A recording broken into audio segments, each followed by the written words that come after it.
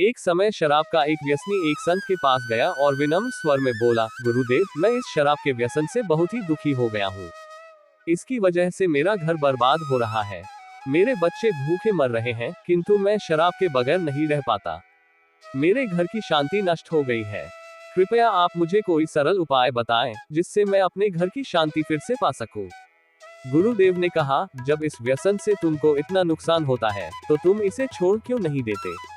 व्यक्ति बोला, पूज्य श्री, मैं शराब को छोड़ना चाहता हूँ, पर यही मेरे खून में इस कदर समा गई है कि मुझे छोड़ने का नाम ही नहीं ले रही है। गुरुदेव ने हंसकर कहा, कल तुम फिर आना, मैं तुम्हें बता दूंगा कि शराब कैसे छोड़नी है। दूसरे दिन निश्चित समय पर वो व्यक्ति महात्मा के पास गया। उसे देख महात्मा झट से खड़े हुए और एक खंभे को कसकर पकड़ लिया। जब उस व्यक्ति ने महात्मा को इस दशा में देखा, तो कुछ समय तो वह मौन खड़ा रहा, पर जब काफी देर बाद भी महात्मा जी ने खंभे को नहीं छोड़ा, तो उससे रहा नहीं गया और पूछ बैठा कि गुरुदेव, आपने व्यर्थ इस खंभे को क्यों पकड़ रखा है? गुरुदेव बोले, वत्स, मैंने इस खंभे को नहीं पकड़ा है, ये खंभा मेरे शरीर को पकड़े हुए है। मैं चाहता हूँ कि यह मुझे छोड़ दे, किंतु ये तो मुझे छोड़ ही नहीं रहा है। उस व्यक्ति को अचंभा हुआ। वह बोला, गुरुदेव, मैं शराब जरूर पीता हूँ, मगर मूर्ख नहीं हूँ।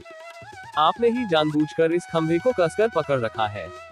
ये तो निर्जीव है, यह आपको क्या पकड़ेगी? यदि आप दृढ़ संकल्प कर ले, तो इसी वक्त इसको छोड़ सकते हैं।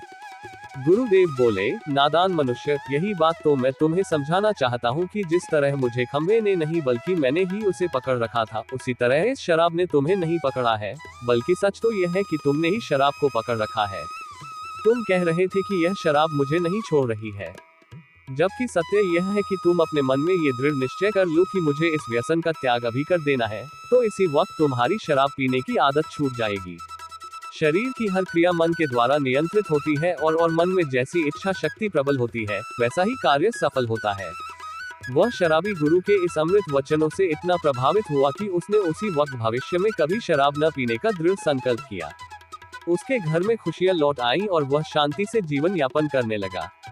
इस तरह हमें शिक्षा मिलती है कि जीवन में कोई भी व्यसन ऐसा नहीं है, जिसे एक बार ग्रहण किए जाने के बाद छोड़ा ना जा सके। अगर मनुष्य चाहे तो बड़ी से बड़ी बुराई का त्याग कर सकता है।